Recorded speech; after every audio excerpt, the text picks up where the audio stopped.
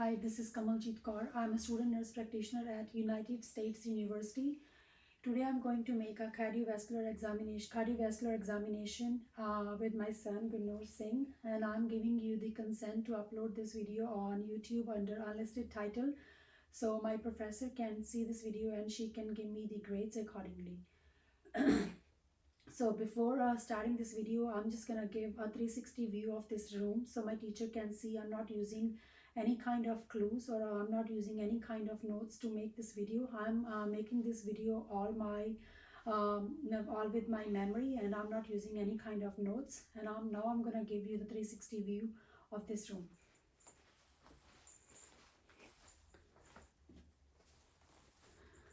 So this is the first wall. This is the second wall. This is the third wall. This is the fourth wall. Room is closed. This is the fifth wall. This is the roof. This is the floor. Now I'm gonna put the camera back and adjust the location again.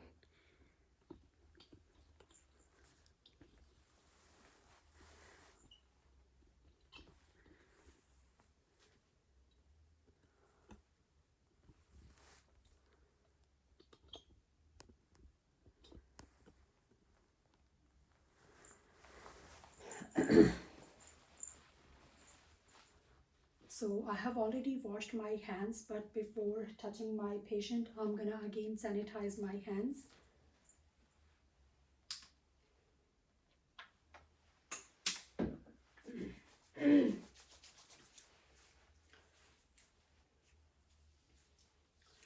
So for this cardiovascular video, we need to get the patient's blood pressure in supine and upright position, but I have already taken my patient's blood pressure before starting this video in supine and upright position. In supine position, I have already taken in both arms the blood pressure of my patient. In supine position, the blood pressure is 110 by 70, and in upright position, the blood pressure is 110 by 74.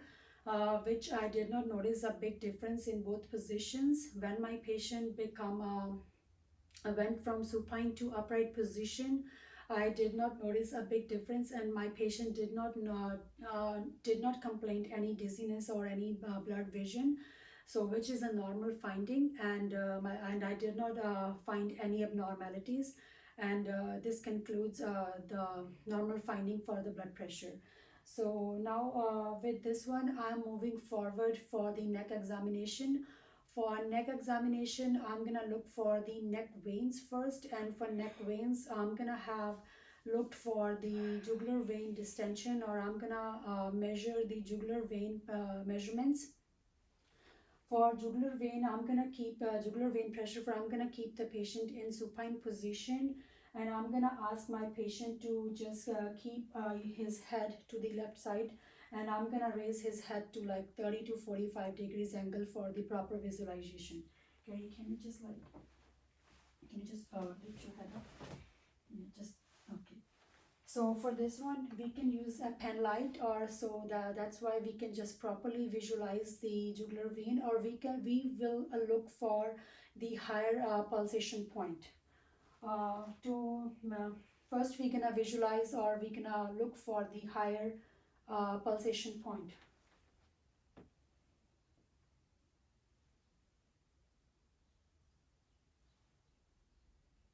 Okay, we have find the higher pulsation point. To measure the JVP, we will need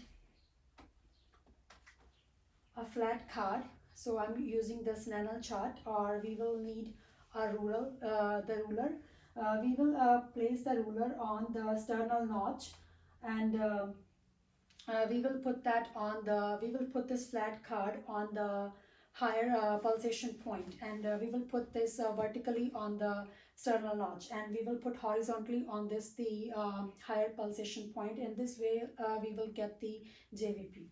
Can you just put your legs down? Just turn your head on that side. Just put your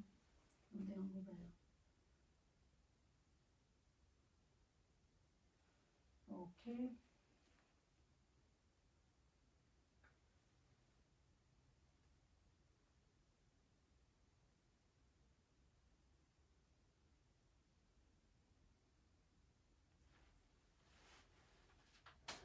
So JVP is 1.1, which is pretty normal. If it's below 3, this is like normal. If the JVP is below 3, this concludes this is called normal in the patients. So this we have got like the normal JVP. And now we're gonna palpate for the carotid pulses. We're gonna palpate with our fingertips, or we're gonna auscultate the carotid pulses with the stethoscope as well. We will auscultate the carotid pulses with the diaphragm and the bell. First, we will palpate the carotid pulses with the fingertips of our hand in the lower neck. First, we will need to remember that keep in our mind, we will never palpate the carotid pulses at the same time, because if we will palpate at the same time, we can occlude the blood supply to the brain, or patient can have stroke. So we're gonna ask, or we're gonna give the instructions to our patient. Gary, I'm just gonna I'm gonna palpate for your carotid pulses. You're gonna take a breath, okay?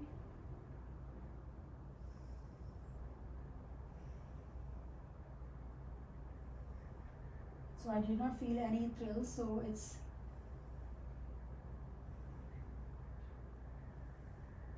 regular, and it's 2 plus according to the American Heart Association. So I have feel on the left side as well. It's 2 plus as well according to the American Heart Association. So now I'm gonna auscultate the carotid pulses with the stethoscope. I'm gonna auscultate with the stethoscope first, with the diaphragm first.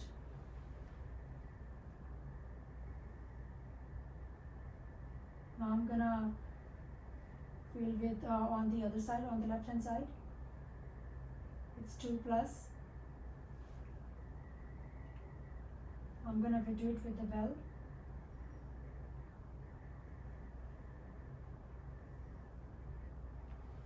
It's 2 plus as well. So this has like conclude my auscultation with the diaphragm and with the bell as well. So this has conclude my auscultation for the neck. So now moving forward with the chest and trunk. For chest and trunk, I'm gonna start with the inspection. For inspection, I'm gonna look for any deformities of the chest wall. And so for the chest wall, I did not notice any symmetrical problems. The chest looks symmetrical, and the sternum is look medial. There is no deviation in the sternum. So I'm trying to visualize any apical pulses, which I'm not able to visualize any apical pulses, or I'm not able to visualize any precordial pulses as well. So this concludes my inspection for the chest and trunk, and now I'm moving forward with the palpation. For palpation, I'm gonna do the palpation with my fingertips, and I'm gonna do on the maximum intensity points, which is aortic region, pulmonic region, the tricuspid, Erb's point, or mitral area. So I'm gonna do the palpation with my fingertips on these intensity regions first with my fingertips, and then I'm gonna look for any thrills, any heaves, or any lifts, and then I'm gonna palpate for abdominal aorta. First, I'm gonna palpate for these intensity regions with my fingertips. So I'm gonna do it on the right hand side. I'm gonna palpate for the second intercostal space for the aortic region. Left side, second intercostal space for pulmonic area. Third intercostal space for Erb's point. Fourth intercostal space, tricuspid region. Fifth intercostal space, mitral area. This is more on the lateral side, and I did not see any lifts, any thrills, or any heaves. Now I'm gonna palpate for abdominal aorta. The abdominal aorta is 3 centimeters above from the umbilical cord, and it is more on the left side. So I'm gonna palpate for the abdominal aorta.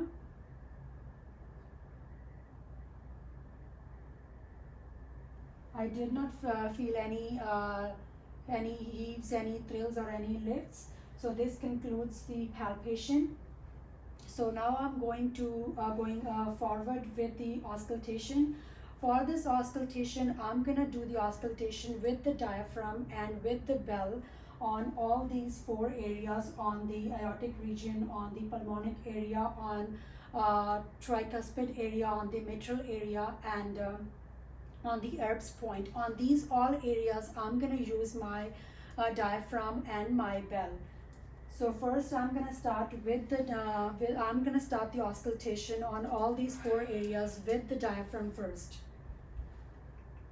So I'm gonna start on the right side, on the sternal border, on the second intercostal space with the diaphragm. I'm going to listen for the aortic region. Left side, second intercostal space for the pulmonic area. Third intercostal space for Erb's point. Fourth intercostal space. Third intercostal space for Erb's point. Fourth intercostal space for tricuspid area. Fifth intercostal space for mitral area. It's more on the lateral side, and I'm able to hear for S2 on the inspiration, and I did not heard any murmur sounds, and I was able to hear the S1 S2 split. The S1 S2 split is like we can hear the S1 S2 split when it's because when it's the closure of the aortic or pulmonic valve, when it's the closure of the aortic and pulmonic valves. And now I'm gonna listen all these areas with the bell. So it's a sternal border, a second intercostal space, the aortic region, second intercostal space, left side, pulmonic area, third intercostal space, Erb's point, fourth intercostal space, tricuspid area, fifth intercostal space, mitral area. It's more on the lateral side, and I'm able to listen the apical pulse, and I did not heard any extra sounds or any additional sound. I did not heard any murmur sounds, and I was able to hear the apical pulse. But if you are not I did not heard any murmur or any extra sounds as well. I did not heard any additional sounds. So now I'm going to auscultate for the abdominal aorta with the stethoscope, with the diaphragm, and with the bell. So abdominal aorta is 3 centimeters warp from the umbilicus on the left side. I did not heard any Broy. I'm going to listen with the bell. I'm going to heard for the renal arteries. On the left renal arteries, right renal artery. I'm going to listen with the bell.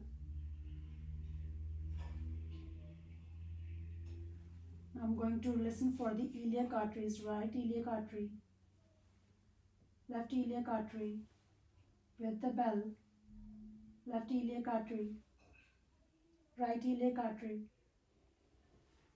Now I'm going to listen for the femoral arteries. Normally, like in the clinical settings, they listen for the femoral arteries in the bare skin, but for this video purposes, we need to keep the privacy of the patient. So I'm going to listen the femoral arteries over the clothes.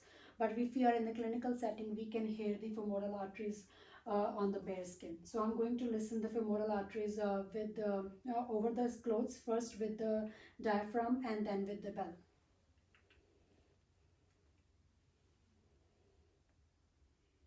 The right femoral artery with the diaphragm. Now with the bell, I did not heard any Broy. Now I'm going to listen for the left femoral artery with the diaphragm. with the bell, and I did not heard any bruit.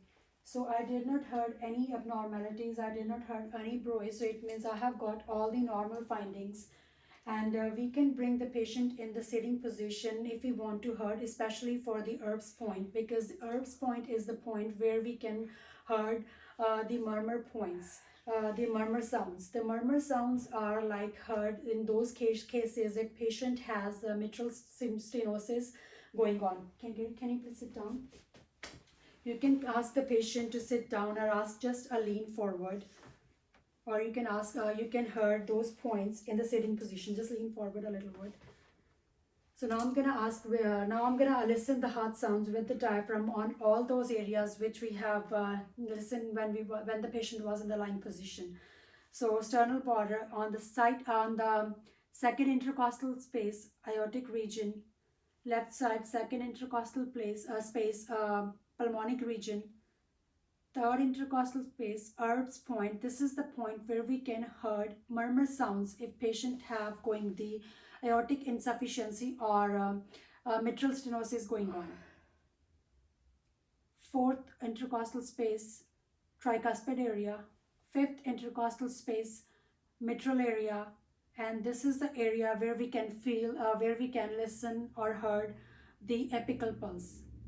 And I was able to hear the apical pulse, and I did not hear any murmur sounds, and I was able to hear the S2 split, and I did not hear any missed beats or any additional sounds, which is like patient does not have any kinds of abnormalities going on. I have like got all the normal findings with the auscultation going on. So now this concludes my auscultation.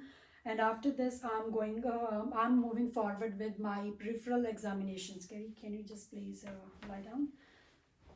So with the peripheral examination, so I'm gonna like observe all four extremities for warmth. So I'm gonna check all the four extremities for warmth,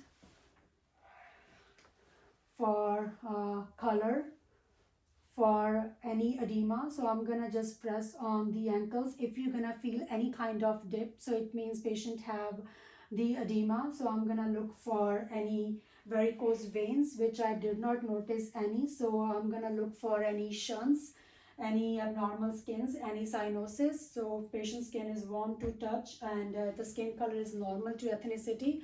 I did not notice any varicose veins. I did not notice any abnormal skin color. There is like no presence of any abnormalities in skin, no shunts, no abnormal skin color. So no edema notice, no varicose veins. So the skin appears normal. So this concludes my skin observation, and now I'm going to moving forward with my pulses, and I'm gonna check for the radial pulses first. So we're gonna check for all pulses, like both sides. First, I'm gonna start with the radial pulses. Radial pulses are present in the wrist. So I'm gonna check for the radial pulses. I'm gonna check for the right radial pulse. It is regular, rhythmic, brisk, and grade 2 plus. Now I'm gonna check for the right brachial pulse in the antecubital fossa. It's regular, rhythmic, grade 2 and brisk. I'm going to check for the left radial pulses. It's regular, brisk, grade 2, rhythmic, according to the American Heart Association's. Left brachial pulses. It's regular, rhythmic, brisk, and grade 2. So now I'm gonna moving forward to the femoral pulses. For femoral pulses, we're gonna palpate or we're gonna auscultate with the stethoscope, with the diaphragm, and with the bell. So first we're gonna palpate the femoral pulses. Normally they do it like on the bare skin, but for the video purposes, I'm just gonna do it with the over the clothes. So first I'm gonna palpate. It's in the inguinal region. So it's brisk, regular, rhythmic, and grade 2 plus according to the American Heart Association. It's on the right side. Now I'm feeling on the left side. It's brisk, regular, rhythmic, and grade 2 plus. Now I'm just auscultating with the stethoscope. First I'm just doing with the diaphragm.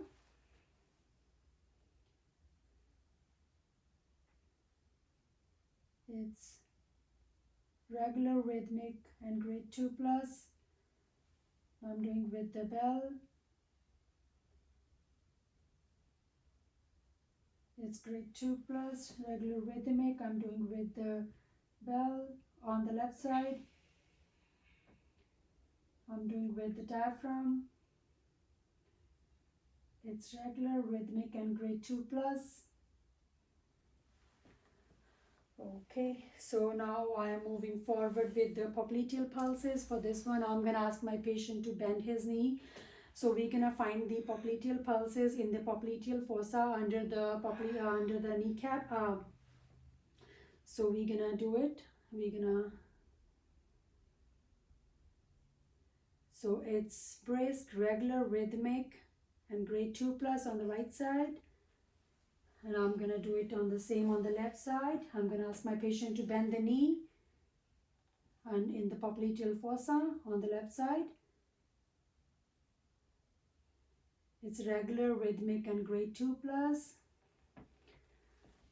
So now I'm moving forward with the dorsalis pares. It's on the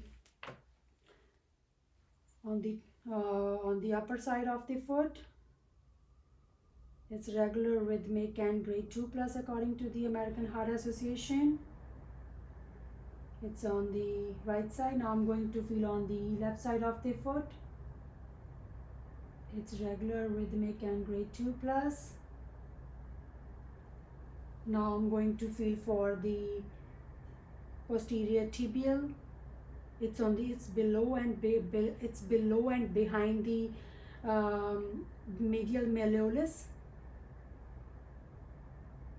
It's regular, rhythmic, and grade 2 plus. I'm going to feel for the left side. It's regular, rhythmic, and grade 2 plus. Okay, so now I'm going to check for the capillary refills for fingertips and for the toes as well. So I'm going to press the nail beds. So I'm gonna check, like, if it's like refilling before 3 seconds, it's getting pink before 3 seconds, which is a normal finding. And I'm gonna check for the toes as well, toenails as well. I'm gonna check for the left toes as well. It's getting pink, so it means it is a normal finding. It's refilling before 3 seconds. So I'm just gonna now check for the clubbing of the fingers. So there is no clubbing of the fingers, no cyanosis noted. And I'm gonna check for the TAR scanning. TAR scanning is like, it's more in the like chronic smokers, but my patient does not smoke, and I did not notice any TAR scanning. And I'm gonna check for the splinter hemorrhage. Splinter hemorrhage is like, the blood under the nail beds, but I did not notice any splinter hemorrhage because my patient does not have any kind of the problems. So, and with the peripheral examination, I did not notice any kind of discoloration, any cyanosis, any edema. The capillary refill is good. It's like refilling before 3 seconds, and no splinter hemorrhage noticed, and no TAR scanning in my patient's body. So everything is normal in my patient. I did not get any kind of like abnormalities in this exam. So I'm done. I think I'm done with my exam, and overall I have got all the findings are normal. Carrie, do you have any kind of questions? Thank you so much for helping me with this exam. Thank you so much. Thank you.